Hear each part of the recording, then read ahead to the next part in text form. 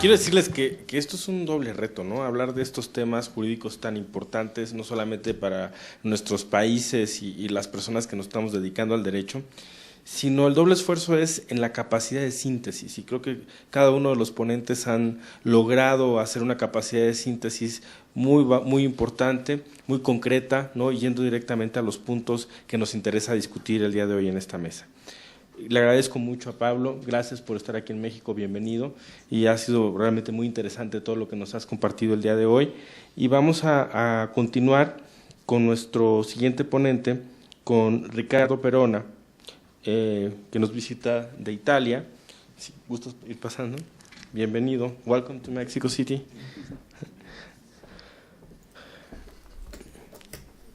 Nuestro ponente es maestro en Derecho por la Universidad de Torino en Italia y es candidato al doctorado por la Universidad de Pisa en Italia también.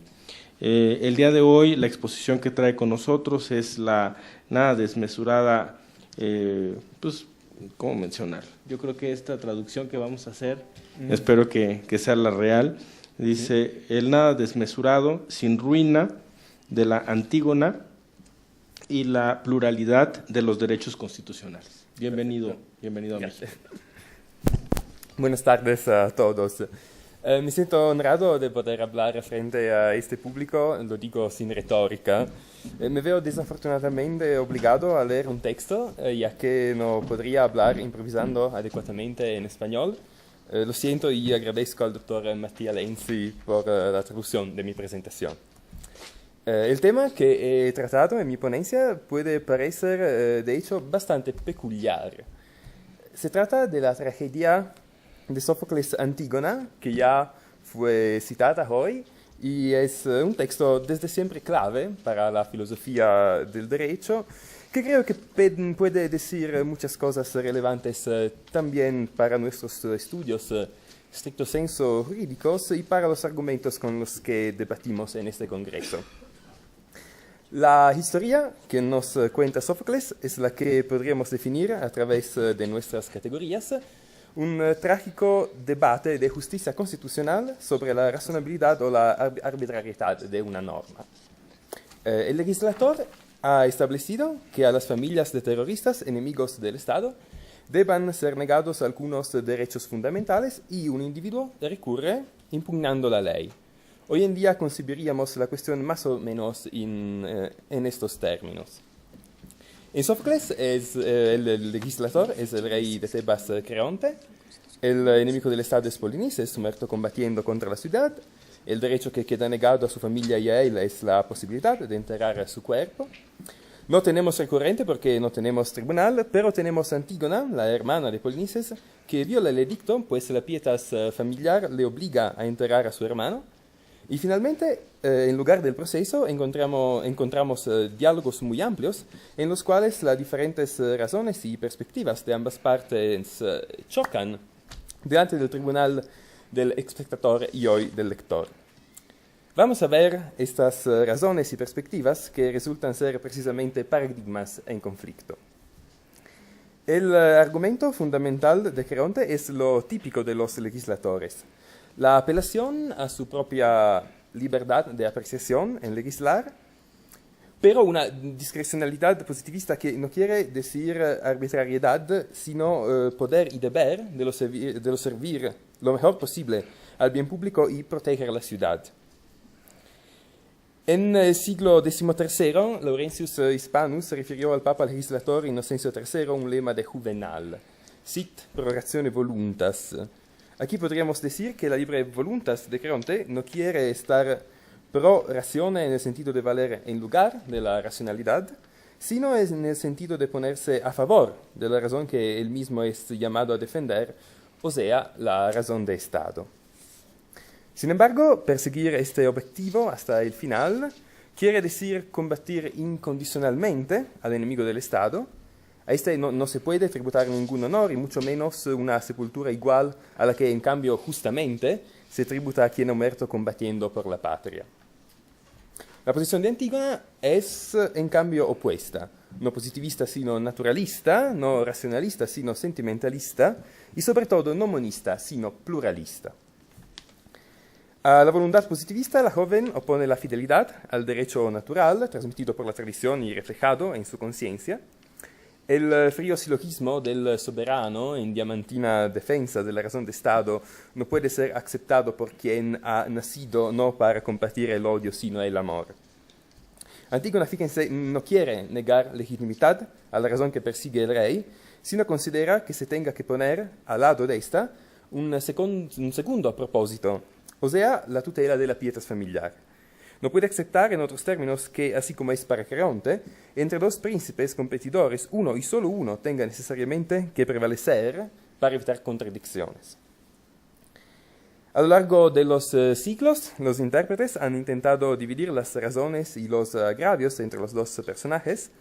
Tiene razón Antígona, según Aristóteles, de algún modo tienen razón los dos, según Hegel, no tienen razón los dos por su obstinación, según mi maestro Gustavo Zagrebelsky. Cierto que el conflicto entre los dos es destructivo para ellos y para la ciudad. Igualmente cierto que ambos exageran. El primer exceso es el de Creonte.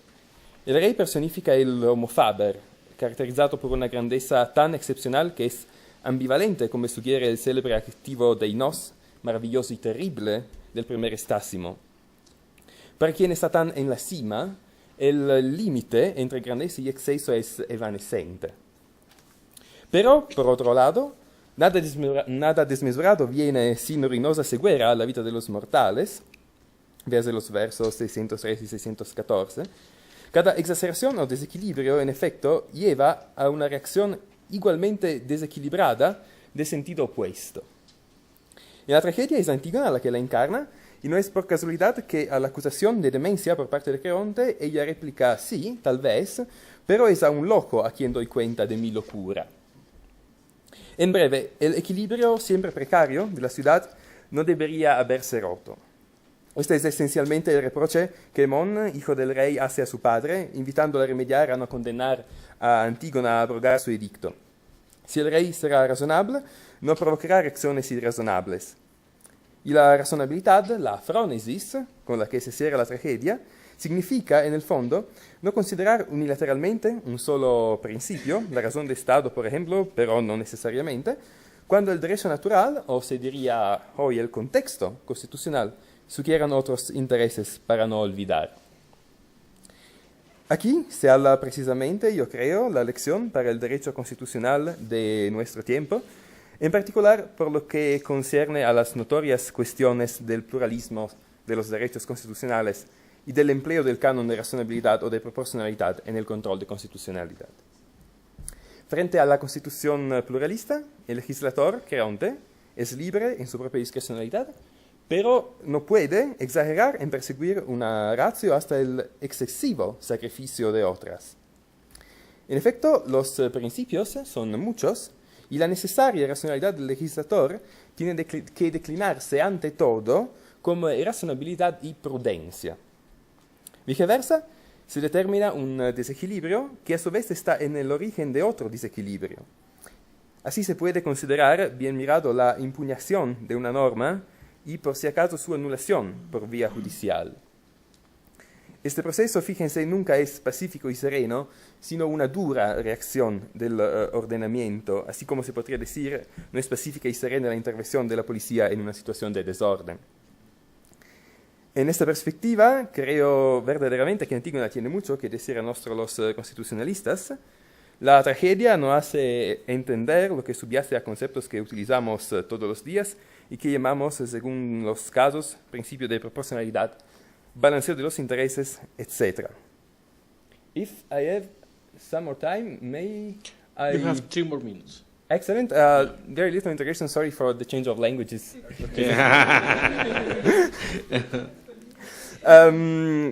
Well, another concept clearly emerging from the tragedy, I think, is that this called reasonableness and prudence and proportional balancing cannot be read as a differential attitude of compromise. The excess of Antigone is exactly in defense of the essential content of a principle, And this shows, I think, how balancing and essential content are two sides of basically the same concept. And saying that every principle cannot be developed monistically to the excessive detriment of others means, on one side, respecting the essential content of these other principles, but in turn also grants the impossibility of totally compressing the first. And, well, in conclusion, I think that when we talk about a proportional balancing and so on, even if it is a particular perspective, I think that there is nothing wrong in remembering this kind verse of Antogen, which is nada desmesurado sin ruina, nothing vast comes without ruin. Thank you very much.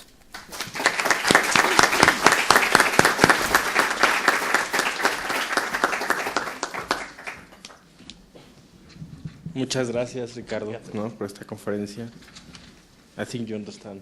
Yes. Muchas gracias. Okay. Nuestra siguiente conferencista es la maestra Sara Berenice Horta Flores, es profesora e investigadora de la Universidad Autónoma de San Luis Potosí, que el día de hoy nos visita aquí en el campus Ciudad de México. Es candidata a doctora por la Universidad de Buenos Aires y el tema que hoy va a tratar es acciones de inconstitucionalidad en la novena época. Doctora, bienvenida. Muchas gracias.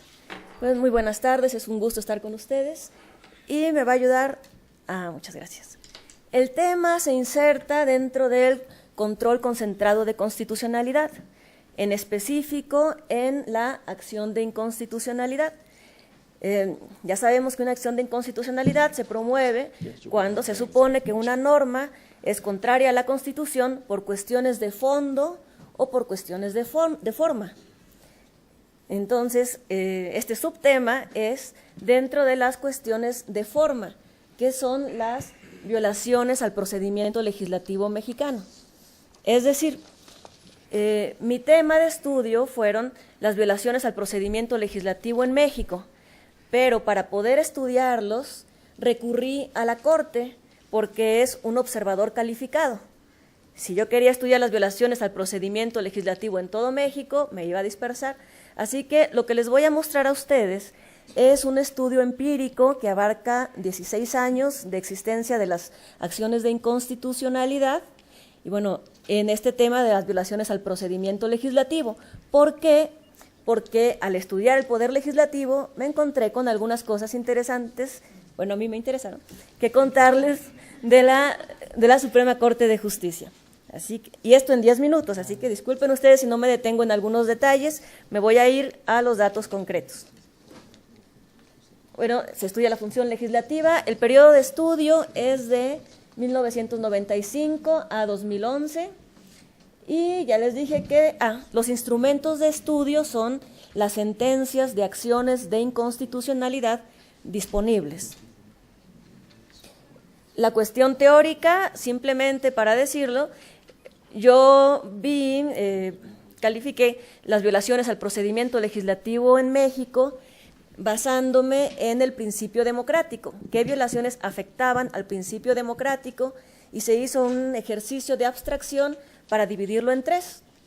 Mayoría, que son cuestiones de votaciones, violaciones de las votaciones, participación, cuando a un legislador no le permiten debatir, publicidad, que todo lo que se diga en el Congreso sea conocido por los ciudadanos, y otros. Mi tema de estudio, bueno, fueron 672 acciones, se estudiaron todas, es decir, fue un censo. Las que interesaron para este tema fueron 181 acciones, y de ahí se desagregaron todos los tipos de violaciones que encontramos. Estos tipos de violaciones que se demandaron, fueron 341. Es decir, de todo lo que se interpone a la Suprema Corte de Justicia en acciones de inconstitucionalidad, un 26% de las demandas se duelen por violaciones al procedimiento legislativo. Esto en México, si ya no llama la atención porque ya no está este gobierno hegemónico Y antes del 95 no hacía falta estudiar el poder legislativo en México porque sabíamos que todo fluía de otra forma. Con la pluralidad entenderíamos que no se viola el principio democrático o que las minorías están siendo escuchadas. Pero en un 26% de todo este universo se duelen los legisladores y los actores en las acciones de inconstitucionalidad porque se vulneró algún aspecto dentro del procedimiento legislativo. Encontré varios subniveles en la Corte. Yo suponía que al entrar una violación al procedimiento legislativo en una sentencia, la Corte iba a decidir si es violación, si no es violación, si es importante o no. Lo que yo encontré es que muchas pensé que era con láser. Muchas no se estudiaron. Entonces, eso fue una sorpresa, que hubo muchas violaciones al procedimiento legislativo que la Corte no estudió. Hubo muchas violaciones al procedimiento legislativo que la Corte sí estudió, pero no existieron. Esas dos partes quedan fuera de mi estudio, porque si no existieron y si la Corte no los estudió, bueno, hubo otros que sí se estudió, sí existió, pero no fue violación. Y eso está a debate más detallado porque en muchas ocasiones yo consideraría que sí fueron violaciones y la Corte dijo que no, eso no era una violación. La cuestión es que hay varias partes, hay conceptos de invalidez que no merecieron estudio. Es decir, hay minorías que no fueron escuchadas. Hay actos reclamados que no existieron, existen actos legislativos que no son violaciones procesales, existen violaciones procesales que no son trascendentes y existen violaciones procesales tan trascendentes que anularon la ley. Es decir, el fondo estaba bien, pero la forma de hacer la ley no estuvo. Este fue el subsistema para poder llegar hasta mi objeto de estudio. Me tuve que concentrar en las violaciones invalidantes y en las que sí fueron violaciones, pero no fueron trascendentes. Y ahí es una parte también interesante porque la Corte no tiene mucho para decidir, es decir, sus decisiones son muy fuertes. O una ley es constitucional o no lo es, y si no lo es, se anula. Es decir, no hay un término intermedio, como en Colombia, de un reenvío legislativo, algo así como un amparo para efectos, para que se subsane esa omisión. Al ser una acción de inconstitucionalidad tan rígida, hay muchas acciones que quedan sin subsanar porque la Corte no se atreve a anular una ley por una violación procesal. ¿Quiénes se duelen más en las acciones de inconstitucionalidad? Los partidos políticos federales son más activos, los diputados estatales, los asambleístas y los partidos políticos estatales. Estos son en México quienes tienen facultad para accionar este medio de control. Me voy a concentrar en la siguiente, disculpen. Aquí está. Es un comparativo entre las acciones interpuestas y el tema de violaciones al procedimiento legislativo. Es decir, el Procurador General de la República ha interpuesto en estos 16 años 308 acciones, pero nada más 9 reclamó una violación al procedimiento legislativo. Es decir, no vio violaciones o no le interesó. Partido Político Federal se ve de 242, en 121 se dolió o reclamó esas violaciones. Diputados estatales también se ve ahí. Y partidos políticos estatales. Aquí la conclusión que la voy a poner, porque si no, no me va a alcanzar el tiempo, es que la acción de inconstitucionalidad es un documento o es un instrumento abstracto, pero no es, en materia de violaciones al procedimiento, está siendo utilizado como un medio de defensa de derechos propios. Es decir, hay violaciones en los congresos locales, pero no hay otros medios para defenderse más que la acción de inconstitucionalidad, para que lleguen hasta allá. Esto estoy hablando de la novena época.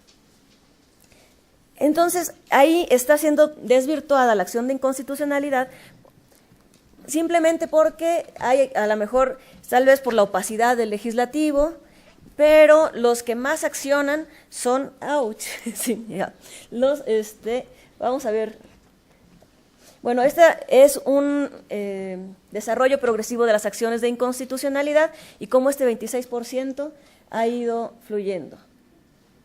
Esto es como durante estos años las violaciones al procedimiento legislativo se han ido reclamando más. Ha habido una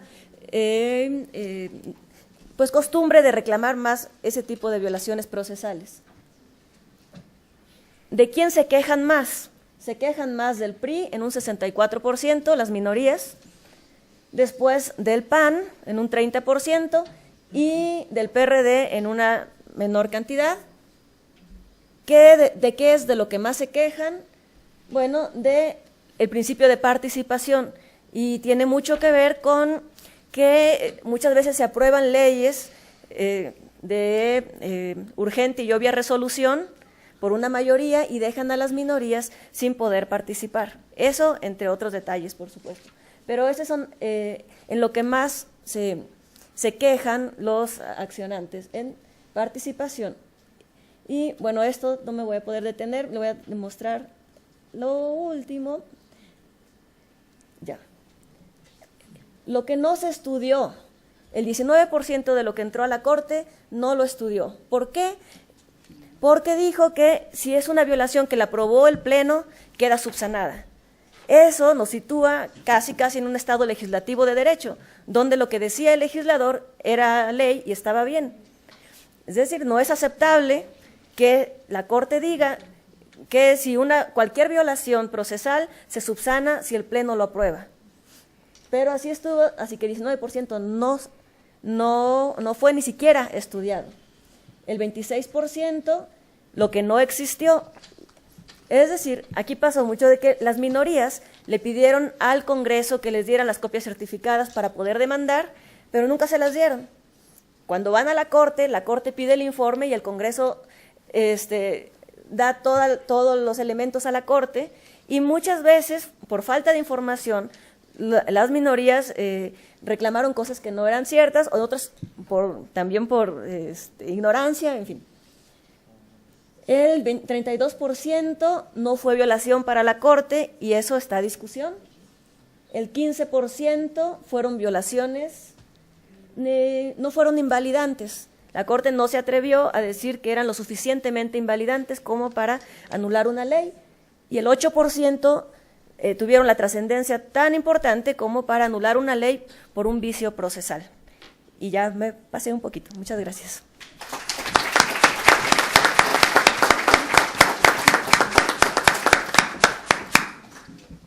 Muchísimas gracias, maestra. Es un honor tenerla aquí en Campus Ciudad de México y sobre todo que es la única mujer representando esta mesa, ¿no? Bienvenida.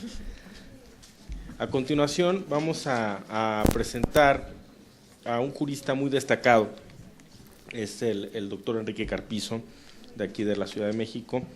Es autor de varios libros, entre ellos estamos hablando de la interpretación constitucional de la Corte y los derechos, la defensa constitucional en México, el Diccionario Práctico de Justicia Constitucional y estudios sobre la administración de los tribunales.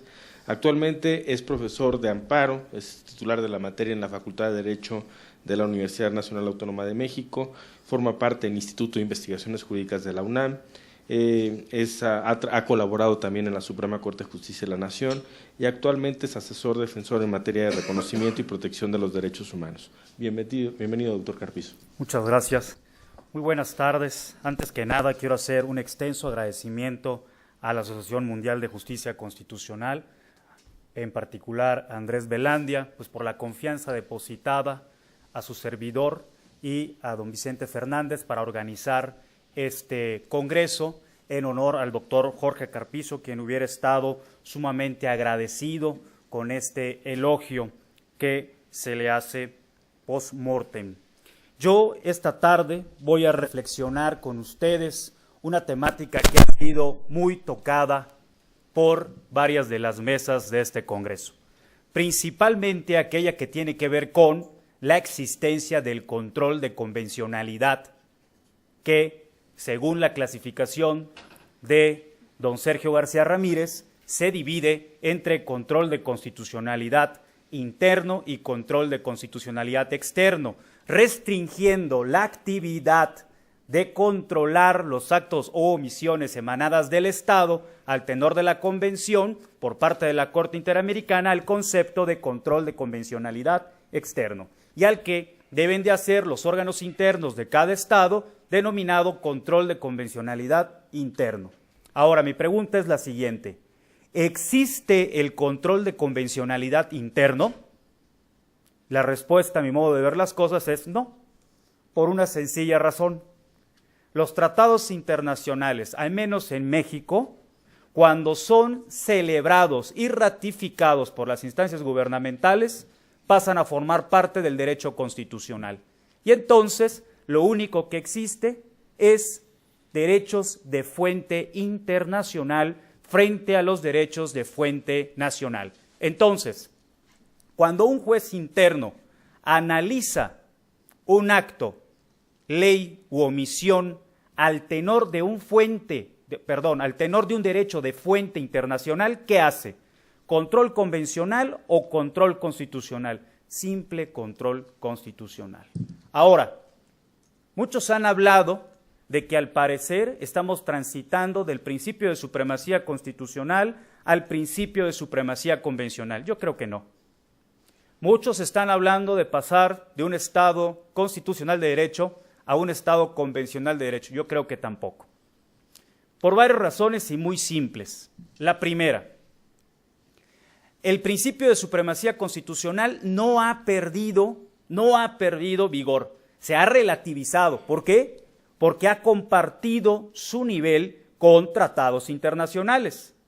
Si hay que optar entre supremacía constitucional y supremacía convencional, yo diría que ninguna de las dos. Igualdad jerárquica. ¿Por qué? Porque el criterio de jerarquía, cuando se aplica a un caso concreto, conlleva a desventajas interpretativas que en el modelo de Estado constitucional de derecho no son del todo asequibles. Por